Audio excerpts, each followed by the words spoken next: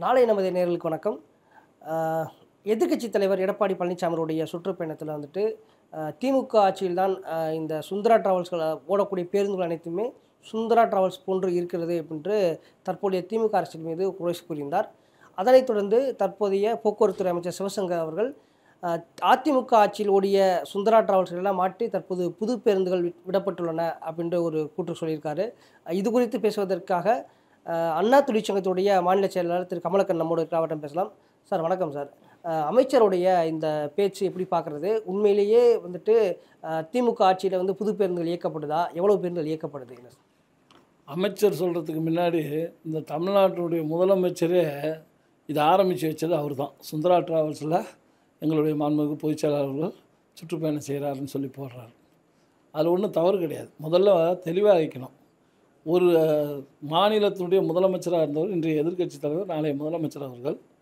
அவர் வந்து மக்களை சந்திக்கிறதுக்கு அனைவரையும் அழைச்சிக்கிட்டு போகணும். மேலே இருந்து பார்த்தா சரியாக இருக்கும், ஹைட்டு வந்து சின்ன வண்டியில் இருந்தோம்னா அது லாங்காக இருந்து பார்க்குறவங்களுக்கு கஷ்டமாக இருக்குன்றதெல்லாம் வலியுறுத்தி தான் அவர் வந்து அந்த பஸ்ஸில் வந்து தயார் பண்ணி போகிறார்.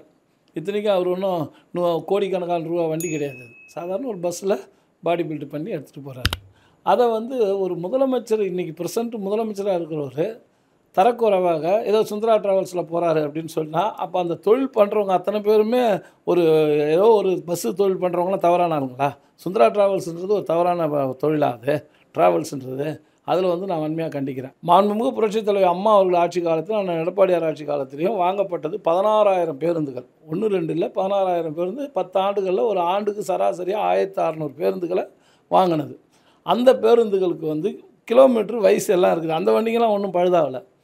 இதுக்கு முன்னாடி நாங்கள் கண்டம் பண்ண வேண்டிய வண்டி, இவங்க ஆட்சிக்கு வந்து கண்டம் பண்ண வேண்டிய வண்டிங்களை போய் இவங்க வந்து பசுமை தீர்ப்பாயத்துக்கு லெட்டர் கொடுத்து இது வாங்குறாங்க. 1.25 வருஷம் வந்து எக்ஸ்டென்ஷன் டைம் வாங்குறாங்க. நாங்கள் புது பேருந்து வாங்க டைம் ஆகும், பழைய பேருந்துகள் கண்டமான வண்டியை ஓட்டுறதுக்கு அனுமதி வாங்கணும்னு சொல்லி வாங்கி அதை டைம் எக்ஸ்டெண்ட் பண்ணி வச்சாங்களோ ஒழிய, இவங்க தான் சுந்தரா டிராவல்ஸ் நடத்திக்கிட்டு இருக்காங்களோ ஒழிய, அன்றைய பேருந்துங்களாம் நல்லா தான் ஓடிக்கிட்டு இருக்குது. இன்றைக்கி மொத்தம் 23,000 பேருந்து ஓடணும். இன்றைக்கி ஓடிக்கிட்டு இருக்குது 16,000 17,000 தான். கிட்டத்தட்ட 6,000 பேருந்து எல்லா டெப்போவிலையும் வந்து பிரேக் டவுன் ஆகி நிற்கிது.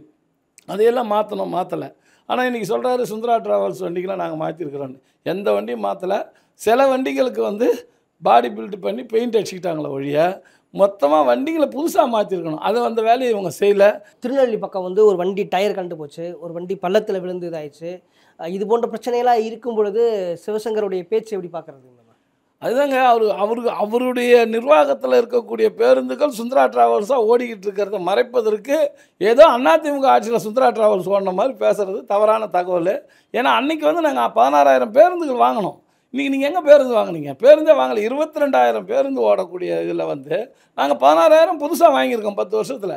நீங்கள் வாங்கினதே இப்போ எந்த 2 வருஷத்தில் என்ன வண்டி வாங்கியிருக்கிறீங்க? அதை சொல்லுங்கள். அதுக்கப்புறம் நீங்கள் வந்து அரசு வந்து தான் பேருந்து நடத்த போகிறோம், இ பஸ் வந்து மின்சார பேருந்து அரசு தான் நடத்தணும்னு வந்து தனியார்கிட்ட கொடுத்துட்டீங்க. அப்போ என்ன அர்த்தத்தில் இருக்கிறீங்க? நீங்கள் இதில் வந்து எம்டிசியில் வந்து ஓட்ட வேண்டிய வண்டியை தனியார்கிட்ட கொடுத்துட்டீங்க. நாளைக்கு ரூரலில் ஓட்டுற வண்டியும் தனியார்கிட்ட கொடுத்துருவீங்க. இப்படியே தனியார்கிட்ட கொடுத்தா சேவை எங்கே நடக்கும்?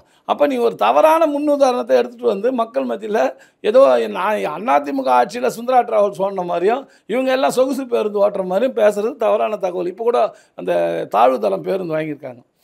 நம்மளுடைய சாதா பேருந்து 5.5 வரைக்கும் மைலேஜ் போகுது. 5.4, அதாவது 5 கிலோமீட்ரு 30 பாயிண்ட் வரைக்கும் 1 லிட்டர் டீசலுக்கு போகும். ஆனால் இப்போ வாங்கியிருக்கிற வண்டி 2.3 2.2 தான் போகுது. அப்போ உங்களுக்கு வந்து 3 கிலோமீட்டர் பர் லிட்டருக்கு வந்து குறையுது. அந்த வண்டியோட விலை ஜாஸ்தி. இவ்வளோ வாங்கி என்ன பயன்? பொதுமக்களுக்கு சேவை பண்ணணும். இப்போ சமீபத்தில் வாங்கின இந்த மின் பேருந்து கூட அங்கங்கே பழுதாகி நிற்கிது. அது குறித்து தொழில்நுட்பம் கூட ஓட்டுநர்களுக்கு தெரியலன்ற ஒரு குற்றச்சாட்டு இருக்குது. இப்படி இருக்கிறது எப்படி பார்க்குறது சார்? அதாவது வந்துங்க, இப்போ நம்ம வந்து வால்வோ பஸ் எடுத்தாங்க அம்மா ஆட்சி காலத்தில். அப்போ வந்து என்ன பண்ணாங்க, சென்னையிலேருந்து டிரைவர்ஸ்லாம் வந்து இதுக்கு பெங்களூர் போய் 15 நாள் ட்ரைனிங் எடுத்தாங்க. ட்ரைனிங் எடுத்து வந்து ஓட்டினாங்க. இப்போ என்ன நடக்குதுன்னா, பேருந்து வந்து வாங்கினாங்க. அதுக்கு முதல்ல சார்ஜ் போகிறதுக்கு இடம் இல்லாத போன மாதத்துலேருந்து 30ஆம் தேதி வரலாம் சும்மா நின்றுது. 3ஆம் தேதி துவைக்கணும் பேருந்து. 30ஆம் தேதி தான் அதுக்கான ஏற்பாடெல்லாம் பண்ணாங்க. 1 மாதம் நின்றுது. டிரைவர்களுக்கெல்லாம் ட்ரைனிங்லாம் இல்லை. கான்ட்ராக்ட் டிரைவர், அவங்களுக்கு எதை பற்றியும் தெரியாது. எலக்ட்ரிக் பஸ் ஓட்டினதுக்கான அனுபவமும் கிடையாது. நீங்கள் அதுக்கான தகுதியான ஆட்களை தயார் பண்ணிவிட்டு அதுக்கப்புறம் போயிருக்கணும் பஸ்ஸுக்கு. நிச்சயமாக ஏற்கனவே நீங்கள் சொன்னீங்க இந்த கண்டமான பேருந்துகளை வந்து எக்ஸ்டெண்ட் பண்ணி ஓட்டுறாங்கன்ட்டு.